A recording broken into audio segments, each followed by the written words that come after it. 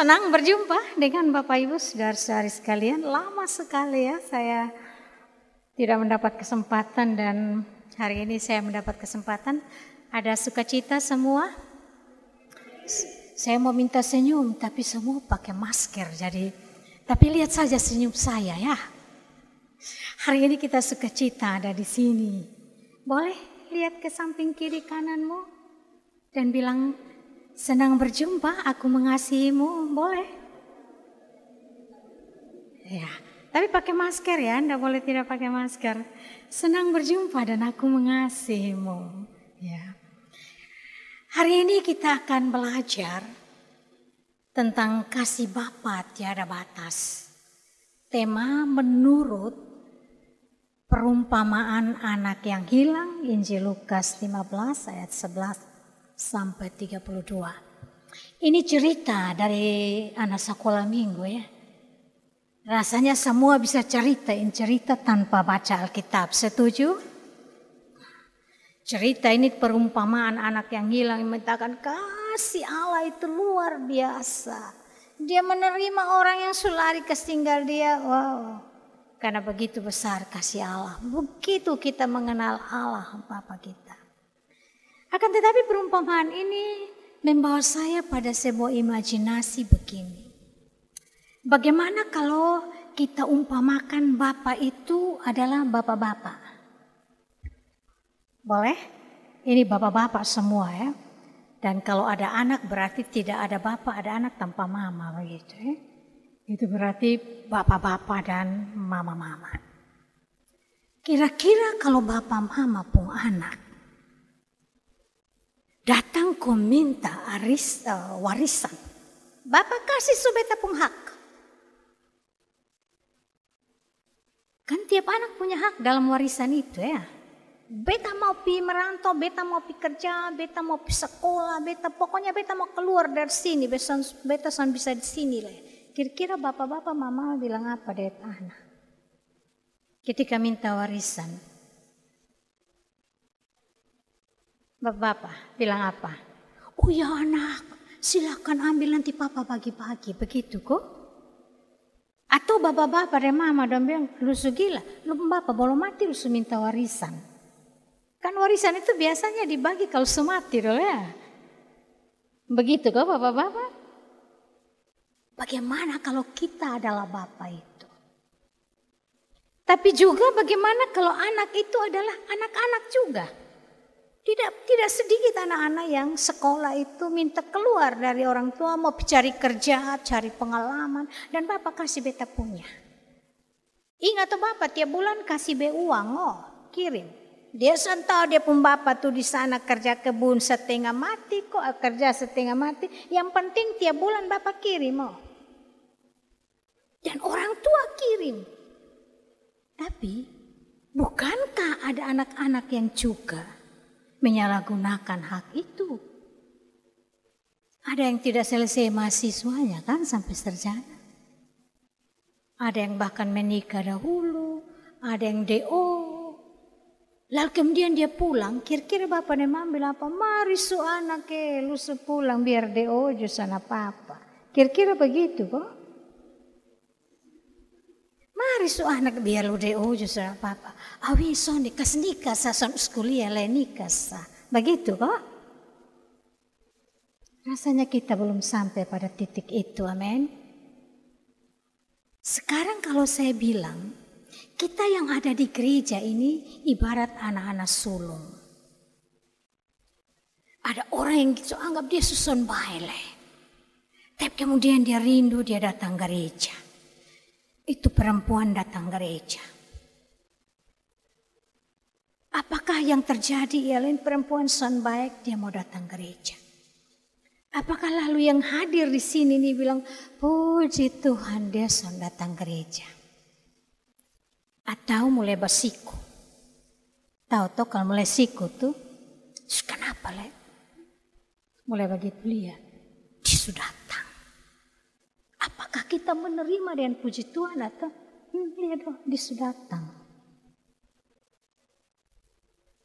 Saya berimajinasi seperti ini.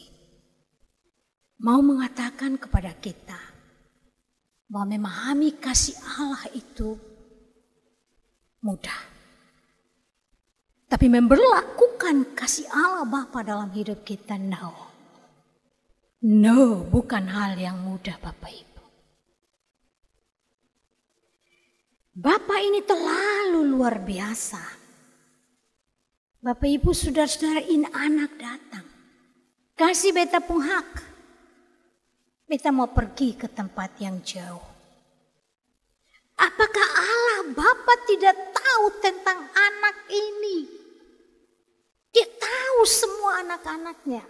Apakah dia tidak tahu bahwa anak ini nanti akan menjadi anak-anak yang jatuh, yang durhaka, yang akan sungguh-sungguh terjerumus? Apakah dia tidak tahu? Saya yakin Allah tahu. Lalu kenapa dia tidak melarang anak itu? Lo jangan minta warisan dulu anak. Ini anak ini minta warisan sampai dia tahu di pembapasan ada leh. Dia tidak mau leh ada di rumah itu.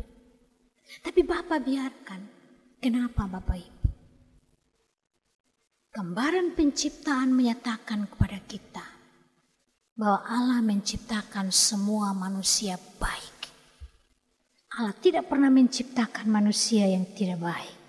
Bahkan alam semesta, semua tanaman, tumbuhan, hewan, semua baik adanya.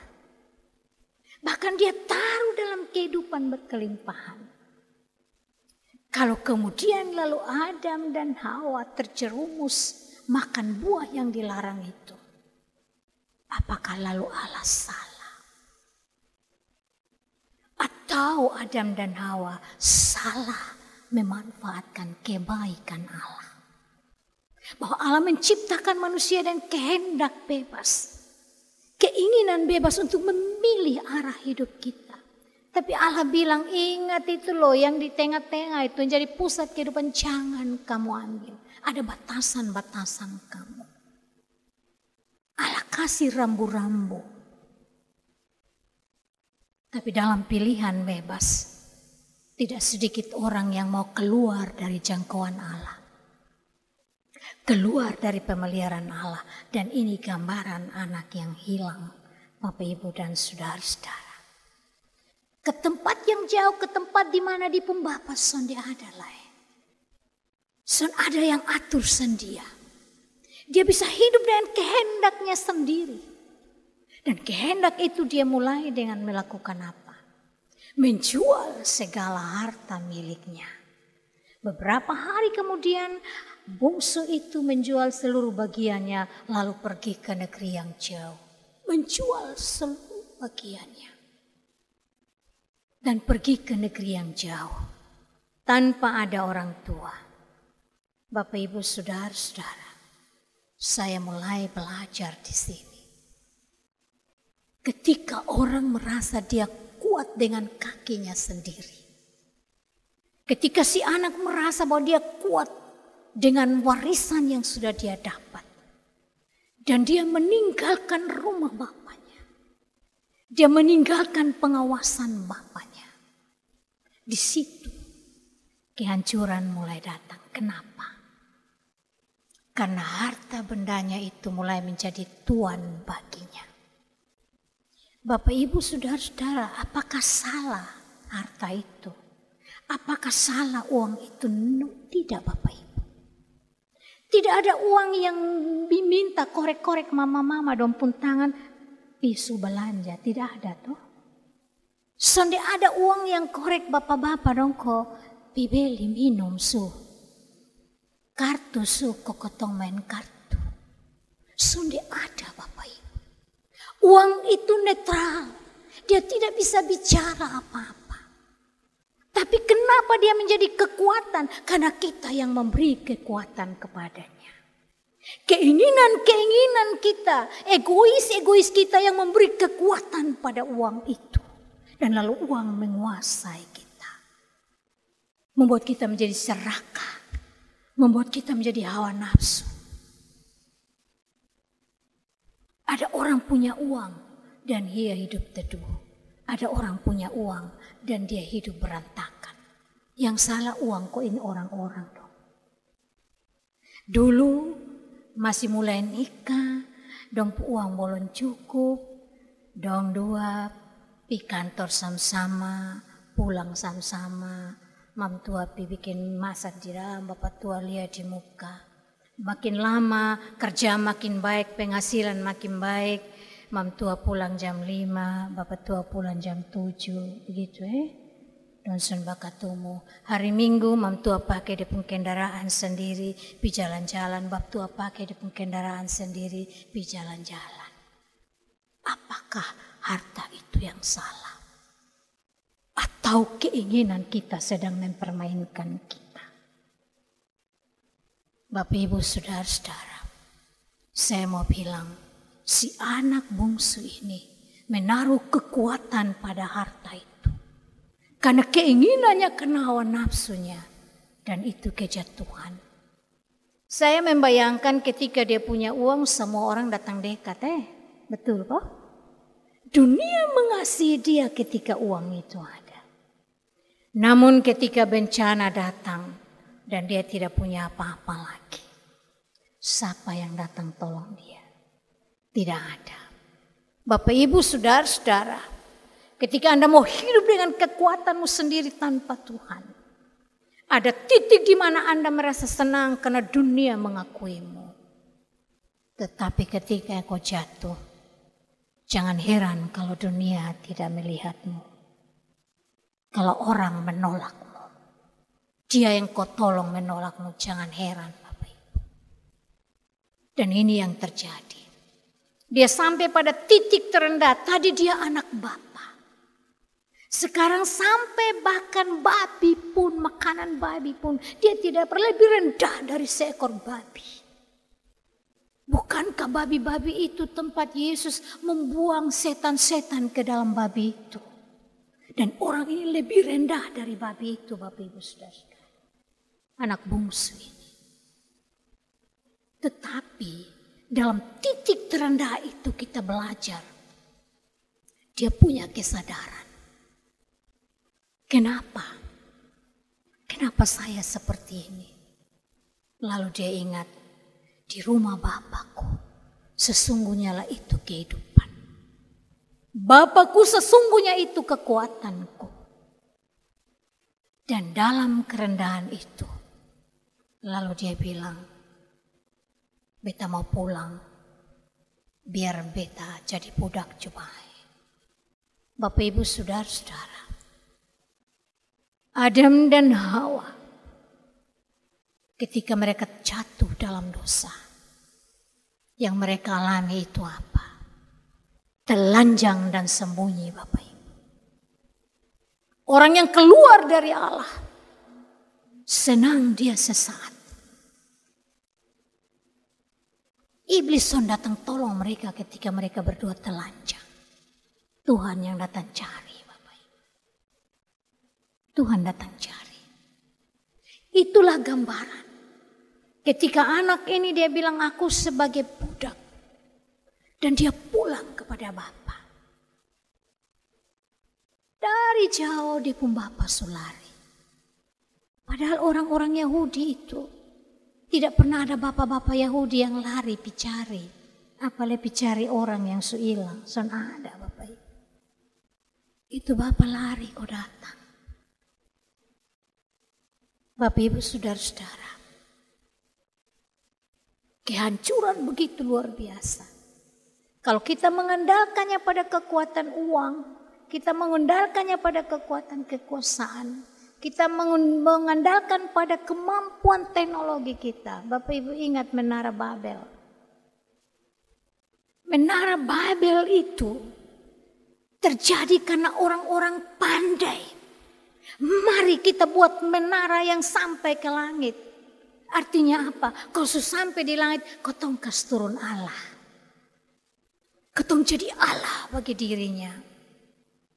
Adam dan Hawa, mereka mau makan buah itu karena tawaran. Kalau kamu makan, kamu sama dengan Allah. Ketika orang mengambil posisi Allah dalam hidupnya, kejatuhan itu ada.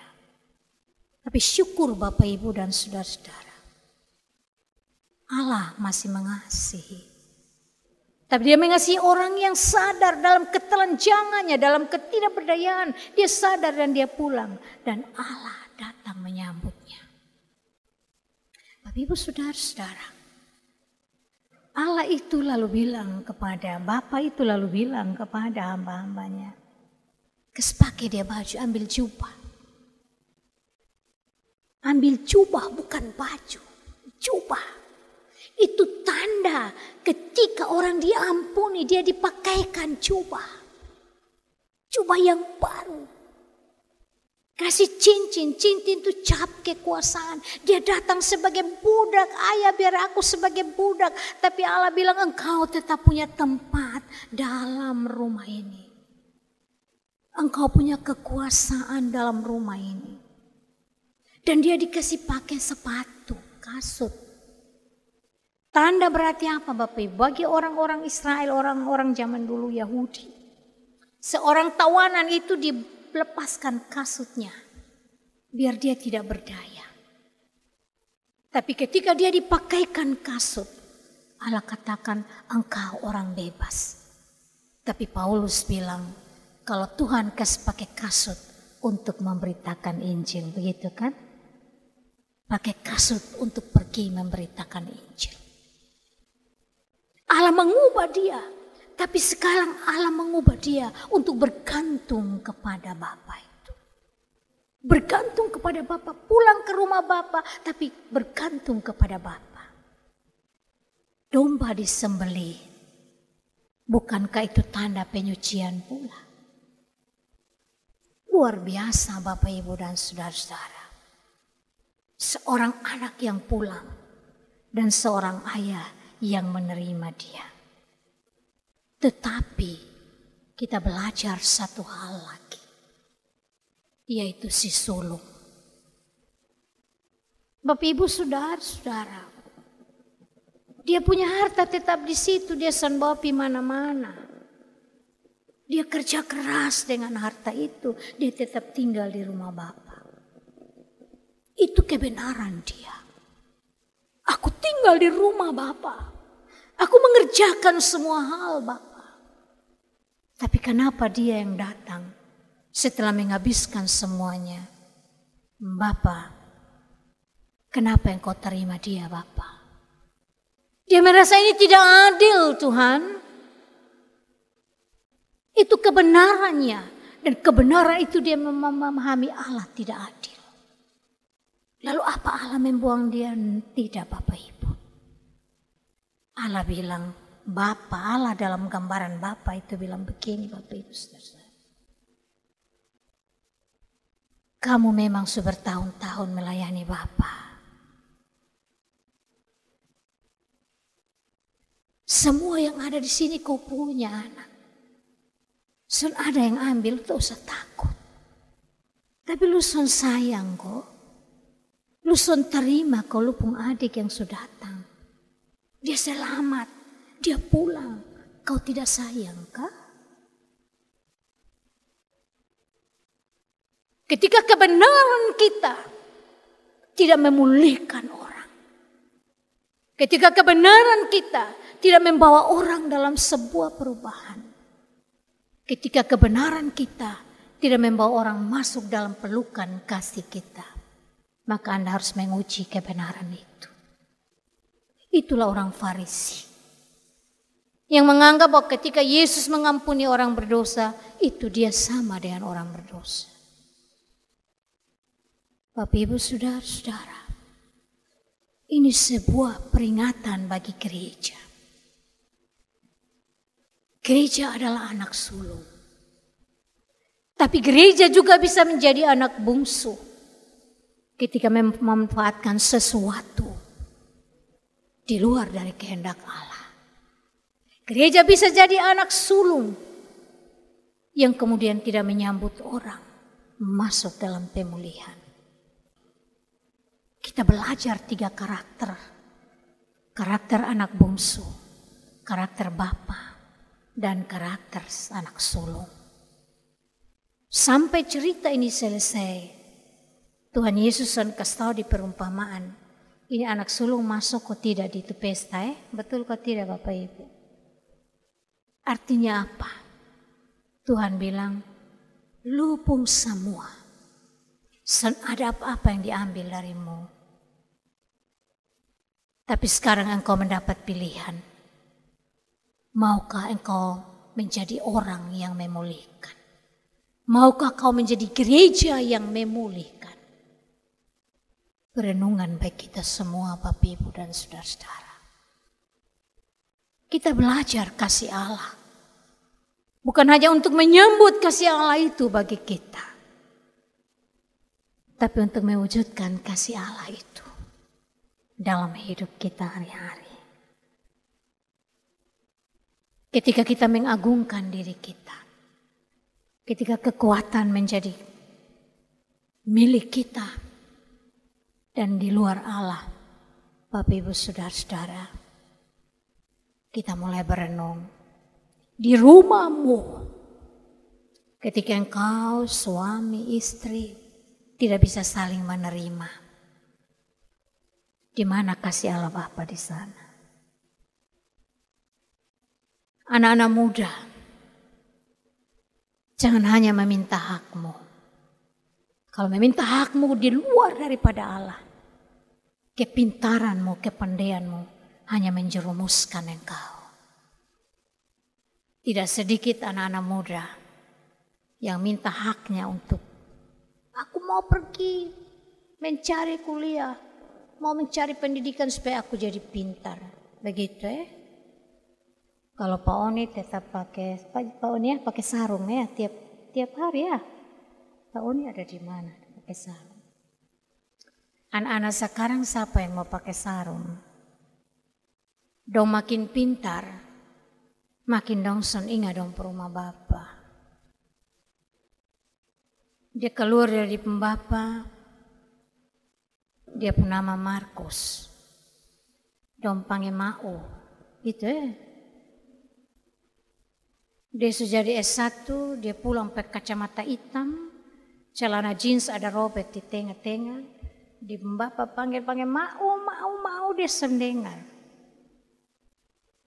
Dia lihat juga, bukan karena dia tahu dia sengaja tulis, bukan. Kan di nama serubah, bukan Markus lagi, Mac. Dia tidak menjadi bagian dari rumah bapaknya. Karena kepandaiannya terlepas dari kasih Bapa. Karena itu bapak-bapak, mama-mama, anak-anak, ketong masih butuh teknologi. Pandemi ini mengantarkan kepada kita bukan saja untuk mencari kasih Bapa, tetapi juga mewujudkan kasih Bapa dalam relasi hidup kita. Pandemi yang memisahkan kita. Mestinya gereja menjadi jembatan untuk mempertemukan. Bukan melepaskan masker, bukan. Tapi jika Anda pandai, Anda menjadi pandai dengan kasih Bapa, membuat jembatan supaya orang yang bodoh Anda tarik kasih keluar dan bisa berdiri bersama dengan engkau. Ketika Anda punya banyak,